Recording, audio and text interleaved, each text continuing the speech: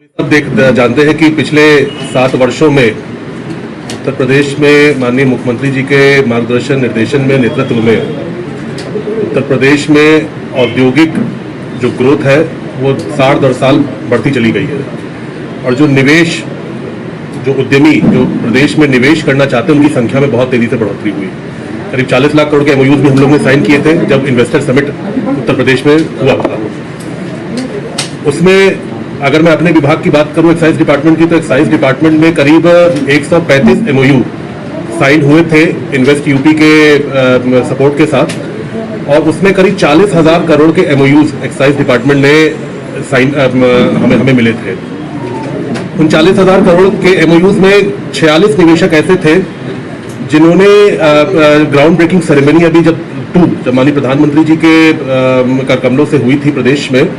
उन 135 में से 46 निवेशकों ने करीब 8,000 करोड़ का निवेश धरातल पे उतारने का काम किया था। और इसी के साथ साथ जो नॉन एमओयूज थे जो ऑलरेडी इन्वेस्टेड थे प्रोजेक्ट्स प्रदेश में, उसमें जिन लोगों ने एक्सपेंशन किया था अपने यूनिट्स में, वो 3,000 करोड़ रुपए ऐसे थे जिन्होंने एक्सपैंड किया प्रदेश में अपने यूनिट्स को। तो करीब 10,000 करोड़ के मैं ये कह सकता हूं कि निवेश एल्कोबेव इंडस्ट्री या एक्साइज डिपार्टमेंट ने धरातल पे उतारने का काम किया था। आज मुझे खुशी हो रही है आपको बताते हुए कि कल विभाग अपना पहला इन्वेस्टर समिट आयोजन कर रहा है और हमने पूरे देश से जो इन्वेस्टर एल्को बिजनेस में एक्साइज डिपार्टमेंट में रुचि रखते हैं, काम करना चाहते हैं, इन्वेस्ट करना चाहते हैं, उनको कल आमंत्रित किया है। हमने इसको 3 कैटेगरी में बांटा है। पहली कैटेगरी जहां पे इन्वेस्टर ने ऑलरेडी इन्वेस्ट कर लिया है प्रदेश में।